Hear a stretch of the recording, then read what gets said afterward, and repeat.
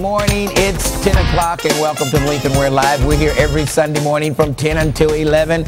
And I might as well say co-hosting with me today. You know, Lisa K. Crawford. She's just like my regular fill-in. So she's co-hosting with me today. And boy, we've got a lot to talk about, Lisa. I mean, a lot has happened during the week. You know, the big Section 8 housing. You know, should you put Section 8 housing on the banks? Bad idea. Bad idea, Lincoln? Bad idea. Bad idea. Well, okay, we'll talk about that. We'll talk about that. And some of the warrants that's 7 years old and older, they want to purge them, get rid of them all. A lot of the cases go back 20 years. Yeah. The police officers retired, witnesses, it's just a mess. Get rid of them and save the court some money, save the county some money, I say. Yeah, I tend to agree with you there. We can discuss that, you know, why that needs to happen. Barack Obama taking heat from certain, you know, parts of the media.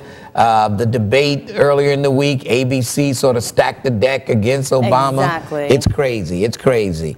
And the polygamy case down in Texas, you know, we'll talk about that. So, folks, we got a lot on the plate this morning. Tons of stuff to talk about. They might as well pick up the phone right now and call 513-381-3838 or 513-651-3838. So if you can't get in on the 381 number, call the 651 number. We're guaranteed to get you in to talk with us this morning right here on Lincoln Ware Live. Let's just start off with the Section 8 housing. Okay. You say maybe they should put... I say it should be considered. I think it's worth considering. What are we really saying, Lincoln? Are we saying people who live in low-income housing don't know how to take care of their property, that they're going to bring the property values down? Are we discriminating against a segment of our population based on their finances or lack thereof? Well, but, okay, I say, okay, first of all, I think they should just make senior citizen housing as well as the, you know, the upscale housing on the bank,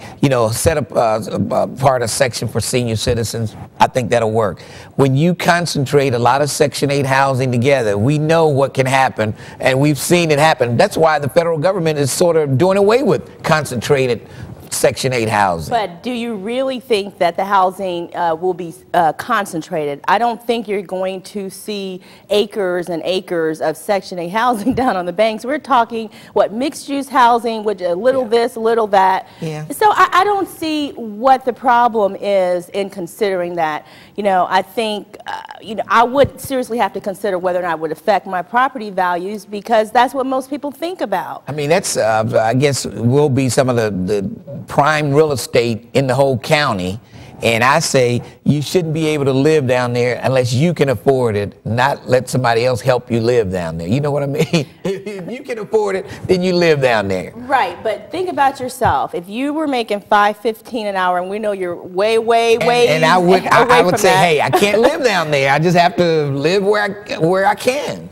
You know, I can't afford to live there. But what if you wanted to be downtown? What if you work downtown, you wanted to be downtown? Maybe I want to be in Indian Hill in a big mansion too, but I can't do it, you know, so... Okay, so reality sets in. Yes. We'll take a quick break, and then we'll come back and hear where you stand on Section 8 housing on the banks, where you stand on this polygamy situation. Boy, we've got a lot to talk about, Lisa. What do you think about polygamy? I'll tell you about that when we return on Lincoln Ware Live. Back in a moment.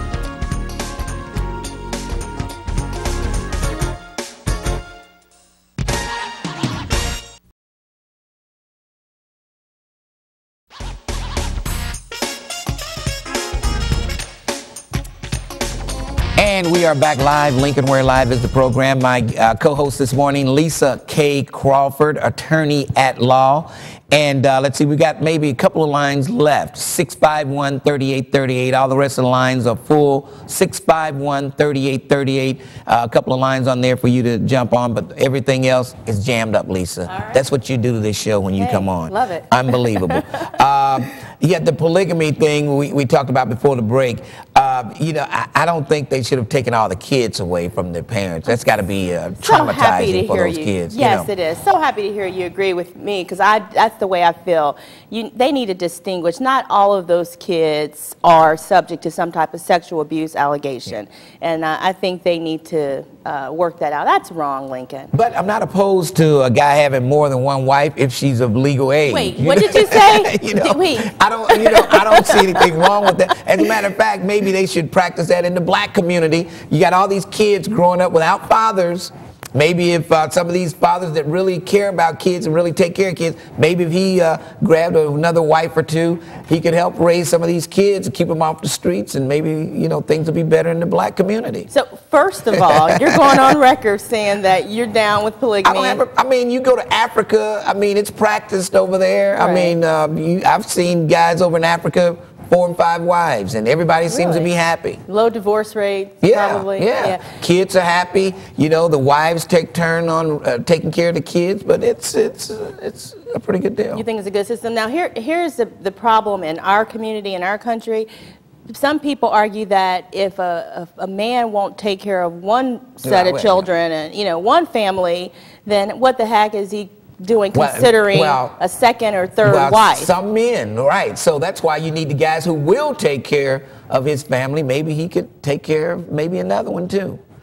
I'll be interested in knowing what people think about that one. All right, let's go to the telephones. Let's start things off this morning with Carla. Carla, how are you? I'm doing fine. Good. What's on your mind? Yes, I'm about the Section 8 thing. I'm a single mother, and I would love to live downtown.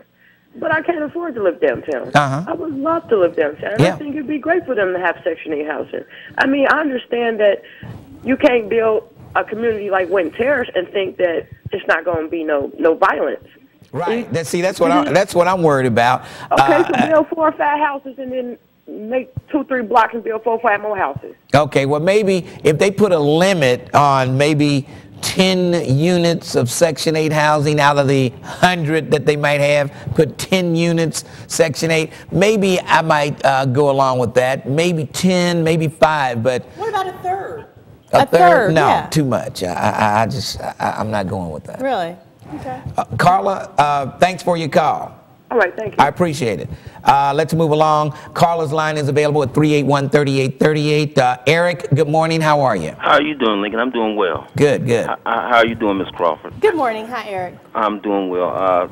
Lincoln, I was very surprised to hear that you went on the side of polygamy. Very surprised. I thought you were a lot more conservative. I saw it practiced in Africa when I took I've been to Africa a couple of times. I saw it practiced over there. I said, you know what? This is not a bad idea. And you also raised some very important points as far as the fatherhood issue in the black community. And I truly believe that polygamy is the answer for African Americans, because number one, it's a part of our heritage. Number two, if we look at the decline of this country economically, housing-wise, the marital status is going down as far as divorce rate going up, and also the numerous amount of youth that are out on the corners who need guidance from positive black males. That type of arrangement where a brother can extend himself like that and is able to do something positive within several households. I mean, he could even be at a point of sort of like a surrogate father, where there doesn't have to be an intimate relationship. However, if we're talking about marriage, then of course that may be part of the deal. I think that is the right thing to do. It's not only biblically sound, it's historically sound for our people. All right. Okay. Well, see, I wasn't that far off track, was I, Eric? No, you were not, brother. Okay. Thanks for your call. You're welcome. Thanks for the support, Eric, because I'll probably need it before 11 o'clock. Oh, yeah. After 2. All right. Let's go to Dolores. Wow. What's all that noise going on? Dolores. I think we better move on. I think she's there. Okay. Go ahead, Dolores. You have a question? Yes, I do. About the metro, what is it? The housing thing? Yes. Well, there's a lot of parents, women, ladies, or whatever, are working, and they're making minimum wages, and they would love to live in a lower income so that they could take care of their kids. And so, why are they judged all together is not sufficient to move downtown, but they sufficient to work down there. Yeah. And the money is here building up downtown. Well, according to the developers of the Banks project, that they will have affordable housing down there. People who work on the banks will be able to live there. People who work down there will be able to afford some of the affordable units that are down there, but they will have to pay for it out of what they earn every day while working on the banks and not a government subsidized. So, you know, there will be affordable housing on the banks. How affordable is see, affordable? I don't know. I don't know. See, they never said that. Working on the banks, are we talking minimum wage and you should be able to afford all it? All I know is they say if you work on the banks, you'll be able to afford some of the housing there. If they work on that, I mean, and they know how much salary they make, why don't they build houses where that they can pay to live down there? That's a good point. Well, that's what I'm saying. Thanks for your call. Appreciate it. I mean, if they say there will be affordable housing down there, which means affordable for the everyday person that goes to work from 9 to 5, 8 to 5, or whatever. Is City West affordable right now down in the West End for even the people who used to live there before they got kicked out? I believe so. A lot of them did come back, and I mean, some of that City West is Section 8. Okay. So, and it's working. I mean, the communities still look nice. You don't see property looking torn down. I've heard some conflicts there. I don't know. If someone who lives down there in City West would like to call in, let us know if it's working. We'd definitely like to hear from you this morning on Lincoln Ware Live. I don't know. I mean, it could be. If you drive past, it looks like it's working. Decent. It looks like it's working. Jade, then Mary, Walter, and Melody. Jade. Hello? Yes, how you doing? Fine, thank you. With regard to the Section 8 housing downtown, how do you think other people who can't afford it and do not qualify for Section 8, why should their taxpayer dollars pay for somebody else to live down there? Right. See, that's like, okay, you would like to live on the banks. You work hard every day, but you can't afford to. But somebody else getting some government support, able to live in a nice big river view area, and you can't. I can't, but I'm paying taxes. Yes. So I find that, just a little askew. It just doesn't make sense. We pay taxes to help underprivileged people anyway in our society. Yeah, but not I mean, that's what we're already accustomed to, are paying taxes to help those who are less fortunate than us. Look at Hamilton County. Look how much they tax us annually. I know that already. But I don't pay taxes to support somebody so that they can live better than you. Yeah. See, she makes a good point there. She's paying taxes and they're living better than she is, and she's probably doing all right. Let's take a quick break and we'll come back. Lisa K. Crawford, my co-host this morning on Lincoln Ware Live. We'll take a quick break. Mary, we're coming to you. Walter, Melody, 651-3838. We've got a couple of lines available on that line. The rest of them are full. 651-3838. Back in a moment.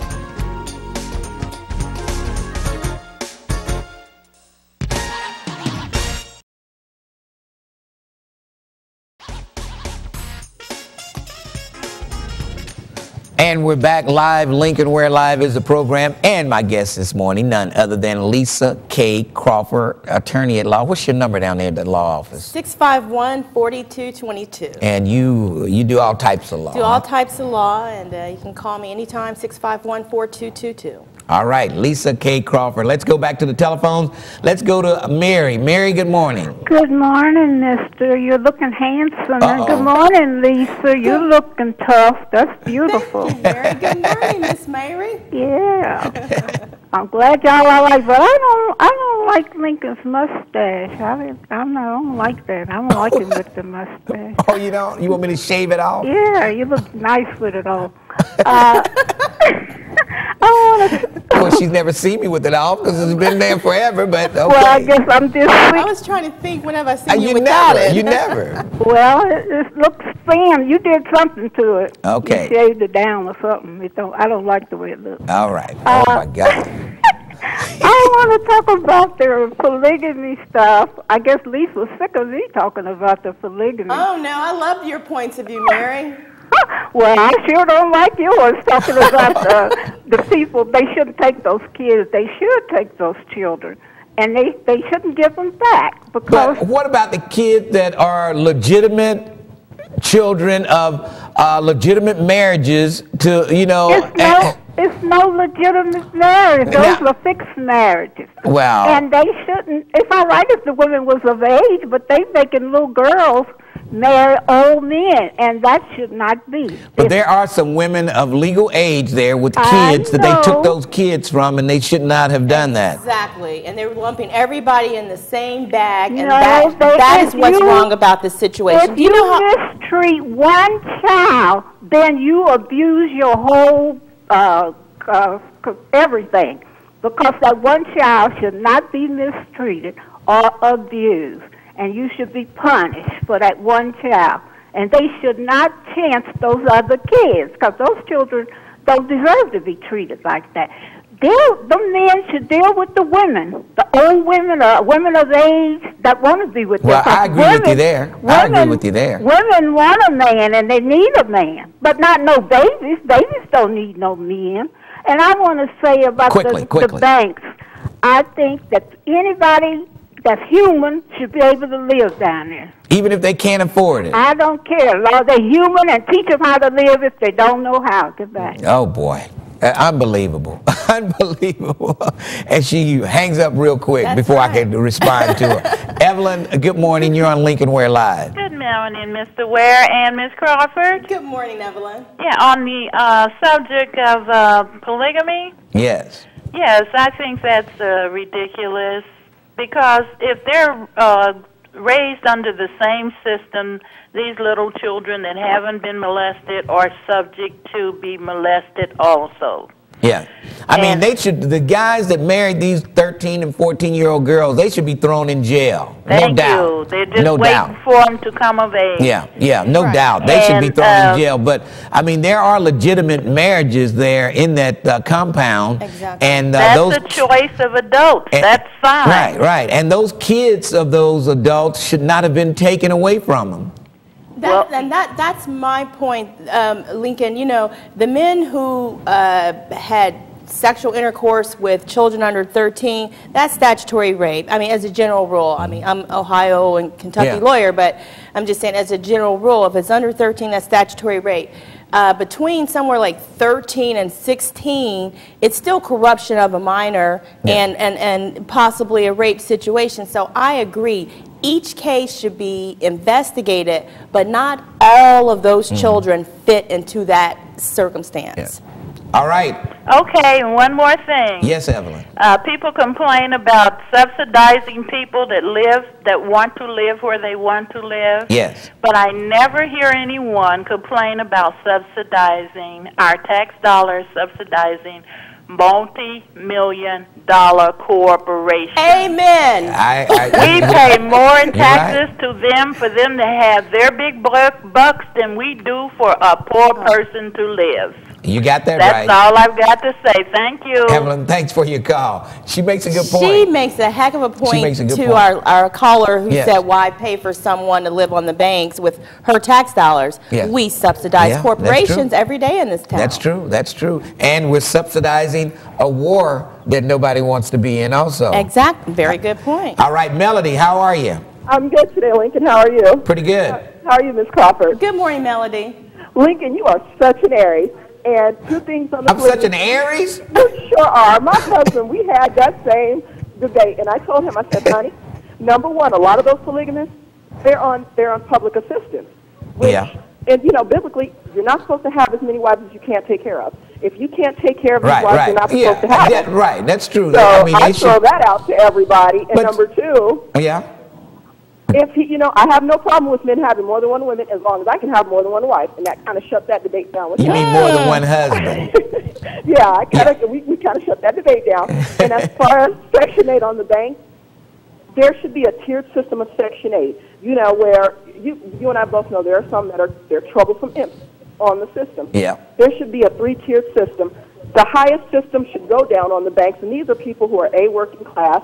They've not had any type of felonies, misdemeanors, and they've not had any type of police disturbances beforehand. Now, I could see if it was that type of system, but, you know, let's be honest, if we have someone who's constantly in trouble disturbing their neighbors and things like that, why would I want to go? Why would I want to live down there? I'm just going to spend my money. Right, and that's what the commissioners and the mayor and others are afraid of. You know, you got these big high rises up there, these $500,000 condos, and who's going to buy them if they're going to move into an area where there's going to be constant police runs and problems all the time? But we got to stop thinking about people in terms of that because they're low income, they're low class.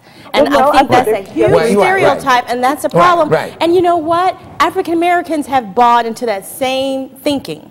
And we shouldn't do that. The majority of people on Section 8 are good people, hard-working people, and will do the right thing. But it's a small percentage that makes it bad for the whole group. Okay, well, that's in life, period. Three-tiered system. Like if the police have been called to your residence on a number of occasions, you're not, you know what I mean? There should be a three-tiered system. You know, why would I want someone who's proven themselves to be trouble in the past? Why would I want to put them on there? However, it's like you said, it's a hard-working person down there. Maybe they have children, this, that, and the other. They're going to work, going to school, doing something creative. Why would you not? You know, why would you not give them the opportunity? They've proven that they, you know, I hate to say the word, know how to act, but there should be a tier system when it comes to Section 8 because unfortunately there are those few apples that make Section 8 seem horrible. That ruins it for the whole bunch. Now, when is your husband? When is his birthday? Your husband's birthday? April 13th. April 13th. I'm April 11th. Well, you know, tell him to stick to the true Aries. Tell him to keep fighting the fight. I'll do that for you. All right. Thanks for your call. Okay. I tell you, 651-3838. 381-3838. 513 is the area code if you're over in Kentucky watching us on the cable over there. All right, let's go to Walter. Walter, how are you? All right, how are you? Pretty good. What's up? Two things I want to talk about. First, on the housing. Yes. Girlfriend's grandmother, Keisha, lives over on the west side of town off of Glenway. Yeah. Wait, hold on. Your girlfriend's grandmother's name Keisha? Huh? Walter. He's gone. What happened to him? Walter, are you there? Yeah. Okay. Anyway. I have a hard time believing your girlfriend's grandmother is named Keisha. Your grandma. No, my girlfriend's named Keisha. Oh, okay, that's better. Yeah. Well, because anyway. they didn't have those names back when you know. Well, actually, maybe they did. I'm not sure. I don't know if you never heard of Grandma Keisha? No, I'm not an authority on that. But Keisha, anyway, her grandmother lives over on the west side of town off of Glenway in Gurley, Tuxworth. Okay. And you talk about subsidized housing. There are so many young white, I stress this, white girls over there on drugs, walking the streets trying to make money. You follow me? Yeah. In subsidized housing. Yeah. I mean, there's young black guys over there selling dope, but they wouldn't be able to sell the dope if it wasn't for these young white girls. Right. And so do you want those young white girls down on the banks? This is where it ties into polygamy, okay? Yeah. Okay, when I was 16 years old, I had a nice new car and everything, you know. My parents bought me the car and everything. So, because I was good, you know, good 16-year-old kid. And, that's according to you. Yeah, I know. So anyway, I had a 19-year-old girlfriend. Basically, I think because I had a car and I could haul her butt around everywhere, right? Yeah, you're 16, she was 19. Yeah, and I got her pregnant, right? Yeah. So anyway, she, you know, we had a kid, a daughter, and her mother and father raised the kid, and I had to sign my rights away, right? You follow me? I think. Okay, well, this is where I'm going with it. I would prefer my daughter had been with a older 30-year-old man than what happened to her, because she was in and out of foster care because these people did not take care of her. I could not. You follow me? And like I said, she is a drug addict right now, and she's only 15 years old. Wow. I know, and a damn thing that I could do about it. And do you think the government cared when I called up and stuff, Job Family and all those places, and everywhere I've called the police? Do you think they care? Okay, so how does that tie into polygamy? Like I said, I'd rather see her clean and sober with a man twice her age than what's going on today. Okay, all right. And I mean, she's almost grown up. There's nothing you can do. It's over with. Her life is gone. All right, Walter. So the government don't care about them girls in there. They don't give a damn. I think what it is these people are kind of weirdos in that polygamy, and they had their own little community. They had a cement factory. They had a cheese factory. They was like a separatist. That's the only reason they went in there. All right, Walter, thanks for your call. Let's take a quick break, and we'll come right back. Lisa K. Crawford, my co-host this morning.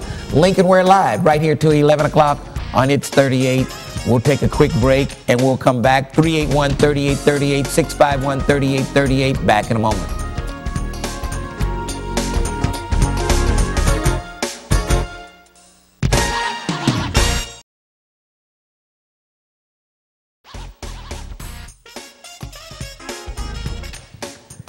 We are back live. Lincoln Ware Live is the program. My co-host this morning, Lisa K. Crawford. We're just like the Black Regis and Kelly. That's right. I like that. Lincoln and Lisa. That sounds Lincoln and Lisa Live. That sounds good. Yes.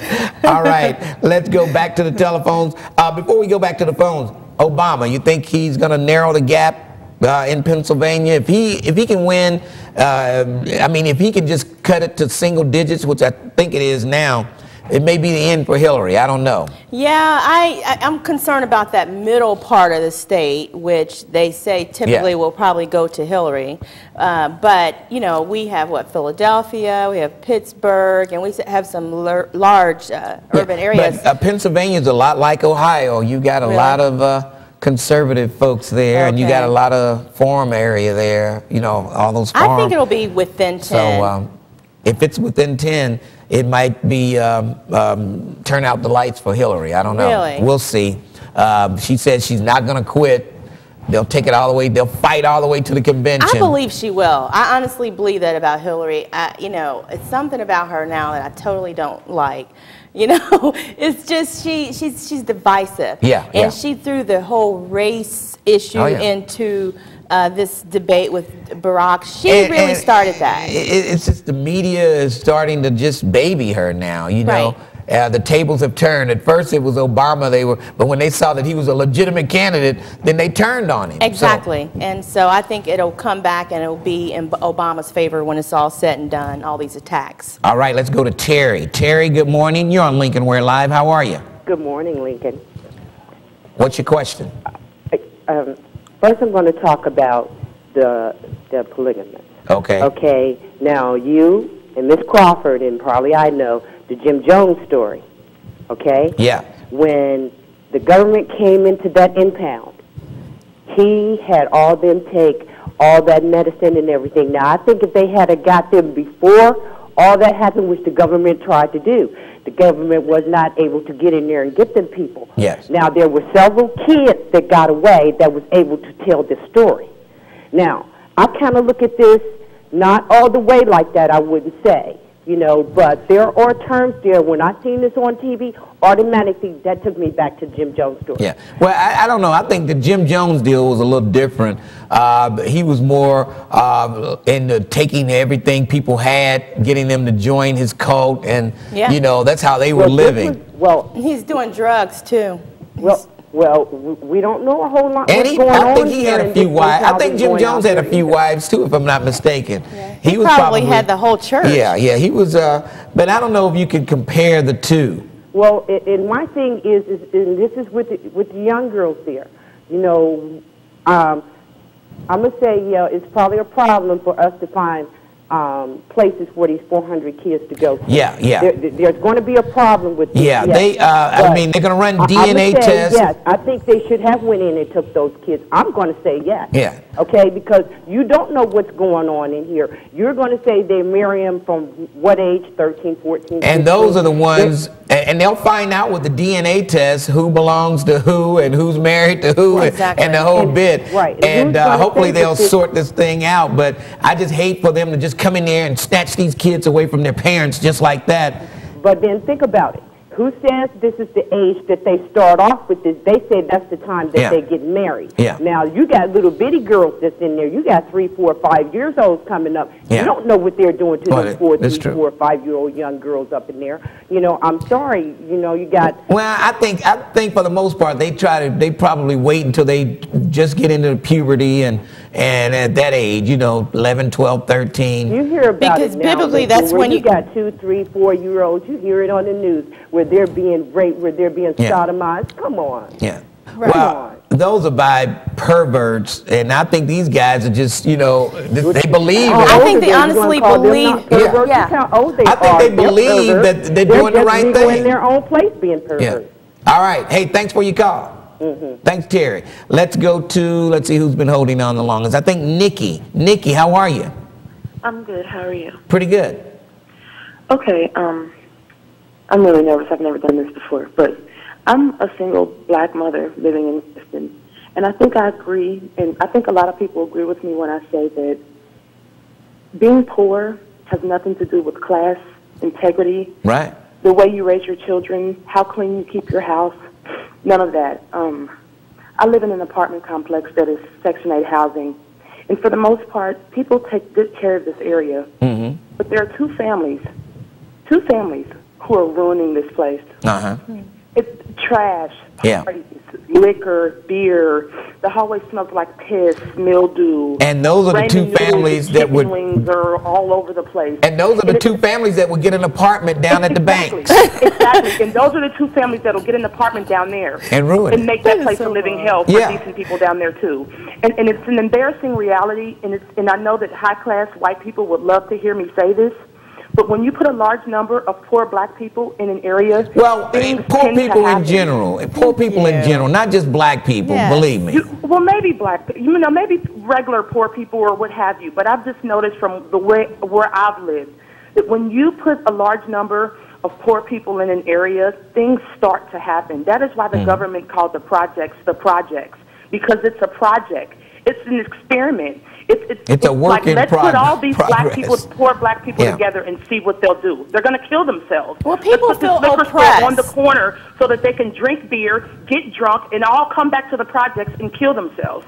It's an experiment. Oh boy! I don't and as believe far that. as like being poor, and on the other flip side of the coin, there are people who live in Africa who live in dirt mud huts made of straw. And they keep their houses cleaner. I've seen it. I've seen it. Now, Now, it's embarrassing. any of your neighbors ever decide to go down and maybe talk to the two families that are causing havoc in the neighborhood? You know what? These people are so unreasonable that you can't have a halfway decent conversation. When you say, well, can you get your chicken wings off the hallway floor? It's like girl, they don't understand. See, and it's hard because that's the way people look at us. They look at us like, come on, you guys are poor. You have no class. You have no dignity. That's why your children behave this way. They're wild. Okay, well, let me ask you this. Let me ask you this, Nikki. Do you think they should have Section 8 housing down on the banks? You know what? I think that people should be allowed to live wherever they want to live as long as they're able to prove themselves, as long as they can show people, look, you people are no better than me. Okay, I am poor and I don't have a lot, but I'm not an animal. I don't shoot people. I don't kill people. Me and my children don't run the streets wild like animals. So how do they prove poor. that? You I guess like the other lady said, make sure they don't have any points against things them on their records or prior and evictions. You know what? I hate the stereotype because I love being black and I hate the way that, like white people look at us. But it's like this. When a single woman lives in like a poor, beat-up apartment complex or what have you, I hate to say it, but then her baby daddy comes. And then he wants to deal drugs out of the apartment. Then he wants his homeboys to come by. And then people start doing stuff. But you know what? I'm a single black mother, too. I don't do stuff like that, and I'm just as poor as the next person.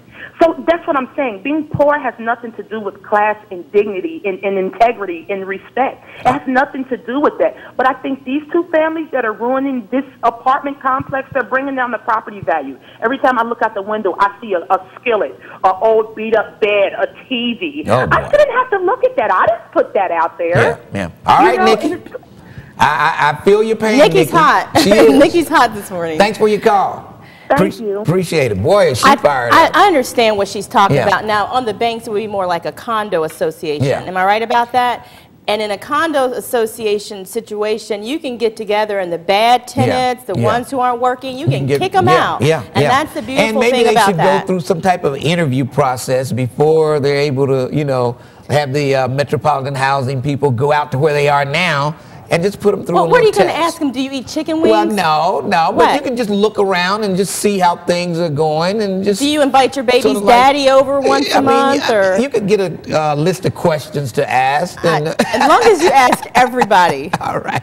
Let's take a break. We'll come back. Lincoln Ware Live. My co-host Lisa K. Crawford, 651-3838, 381-3838. That's the number if you want to jump on board. We've got a loner, Bernadette, James, Michael holding on. We'll be back to talk to you in a moment.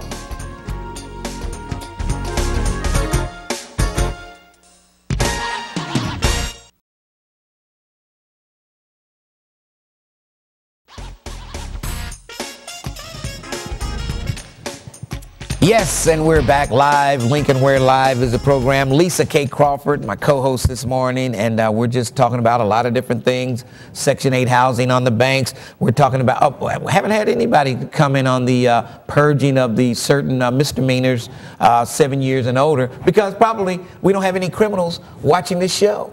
That's Probably what it not. is. Probably not. And plus, it's probably a really good thing to do. Yeah. It's efficient. And as you know, Lincoln, most of those cases will probably end up getting dismissed one at a time. 85% of them will get dismissed anyway. That's Save true. the county some money. That's right. We're strapped for cash anyway. So, hey, let's do it.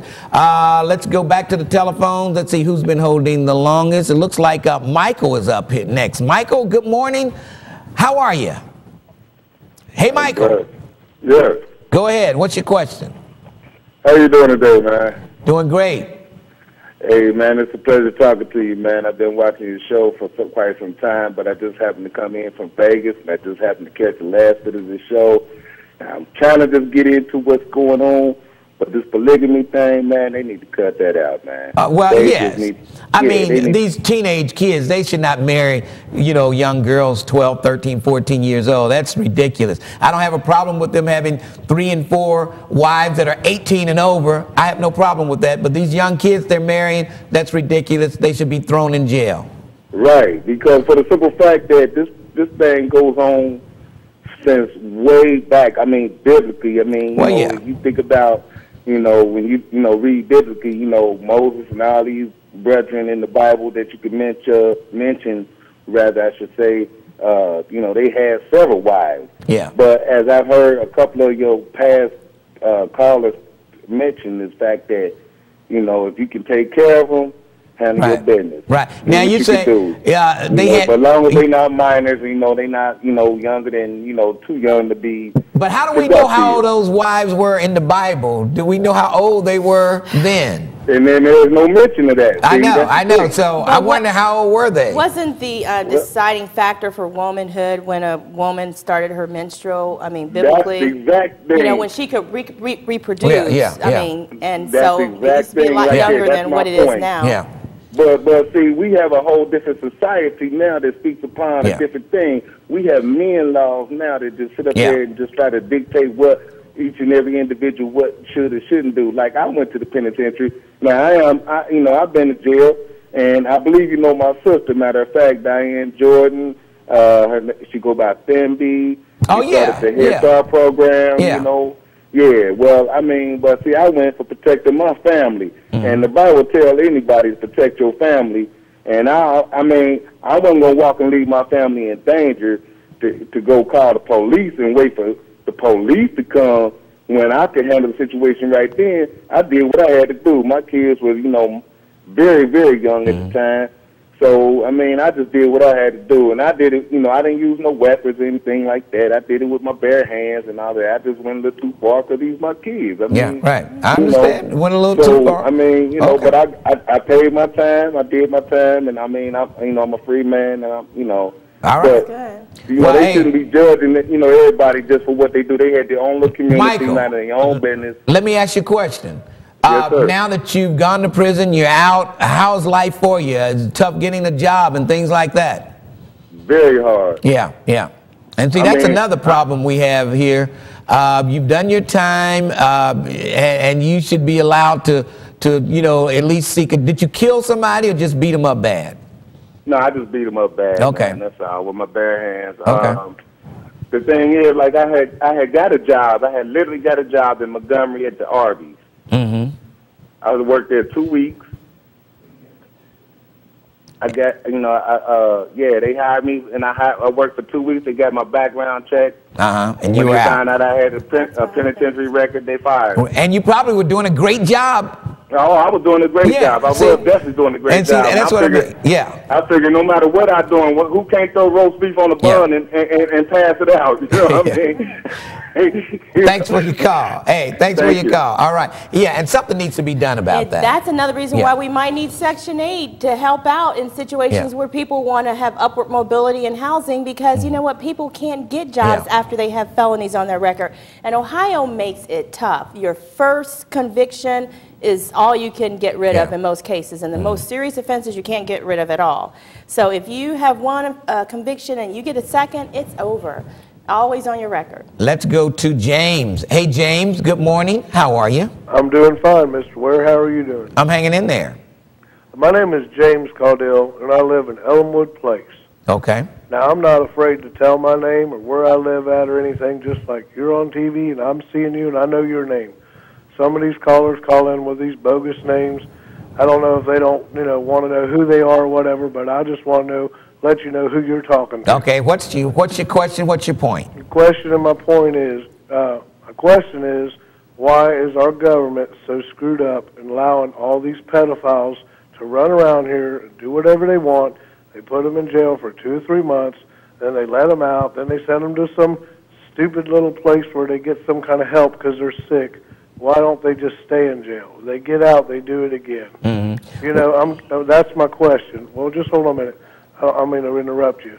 I do that a lot. I'm sorry. Go ahead. I'm really hyper about all this because it's affecting my family. There's a lot of pedophiles that live in Elmwood. Is that true? That is correct. I've got 3 pages list down here. And the question I want to know is there's a lot of drugs, too. The other day, I looked on, I listened on the radio 700 WLW. That's just racist station anyway. I don't know how you have Bill Cunningham on there. That guy's an idiot. Okay? Yeah.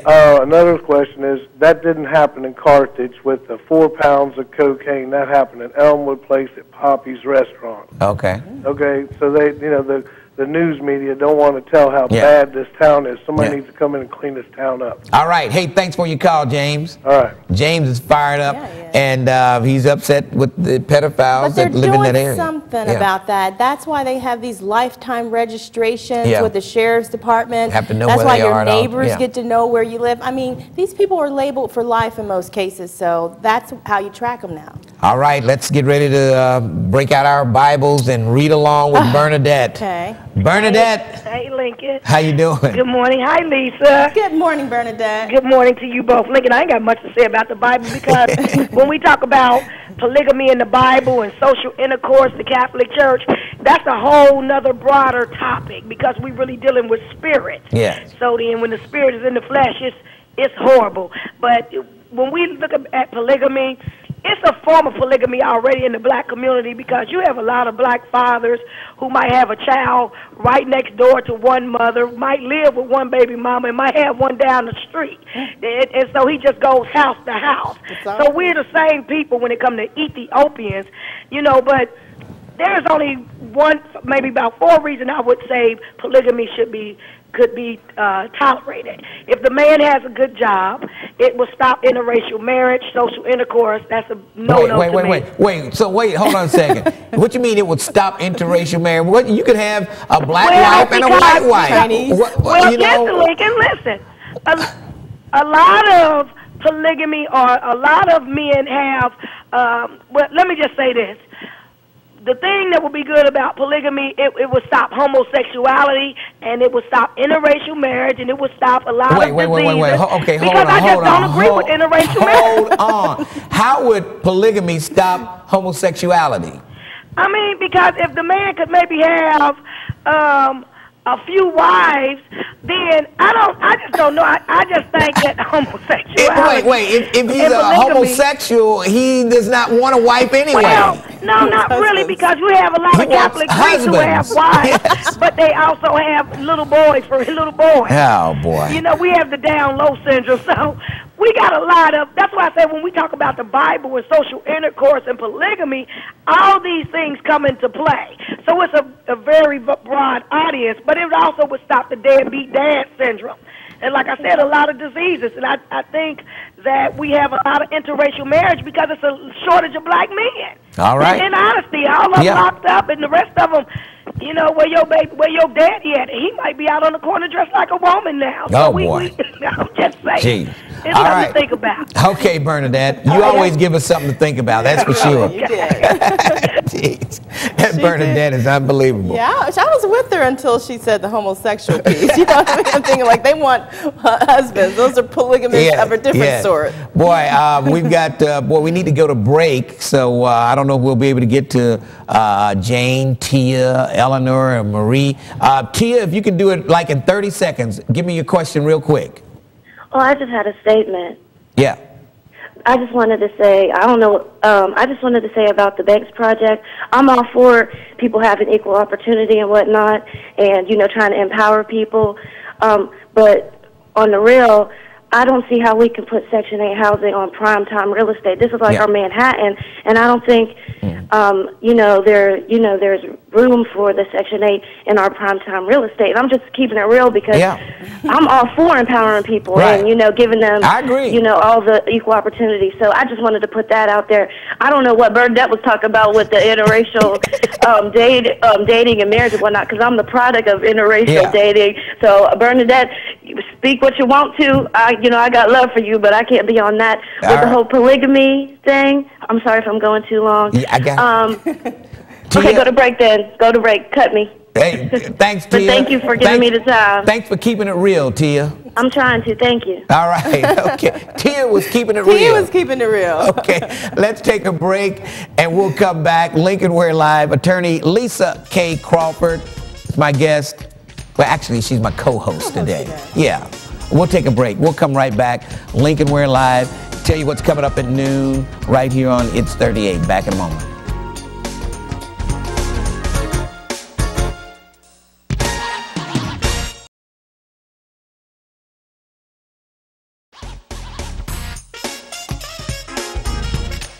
And we are back live. Coming up at noon today, right here on It's 38, These Girls. And if you want to see a rebroadcast of this great show, tonight at 8 o'clock on WOTH, Channel 25. If you want to see, if you want to go online and see the show, WBQC.com. It'll be up around Wednesday, Tuesday or Wednesday.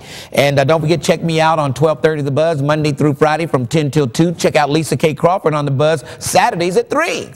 And call our office. What's the number real quick? 651-4222 for legal help. We'll see you next Sunday morning at 10 right here on Lincoln Ware Live. See you later.